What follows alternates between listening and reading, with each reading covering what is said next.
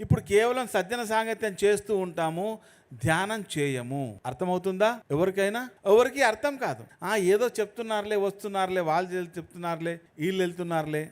దుఃఖంలో ఉన్నటువంటి కృష్ణుడికి, సంశయంలో ఉన్నటువంటి కృష్ణుడికి, అర్జునుడికి కృష్ణుడు బోధ చేశాడు. అర్థమైందా? అర్జునుడికి వెంటనే 18 అధ్యాయాలు చెప్పాల్సి వచ్చింది. వెంటనే అర్థమైందా? అంతసేపు ఏం చేశారు? ఒక మనసు స్థాయిలో ఉన్నటువంటి ఒకానొక అర్జునుడు పరమాత్మ స్థాయిలో ఉన్నటువంటి కృష్ణుడితో సజ్జన సాంగత్యం చేశారు. ఎలా? శ్రద్ధగా వింటూ. శ్రద్ధగా వినడం అంటే సందేహాలు అడగకూడదని కాదు. అర్జునుడు సందేహాలు అడిగాడా లేదా? అసలు భగవద్గీత మొదలైందే అర్జునుడి సందేహాలతో.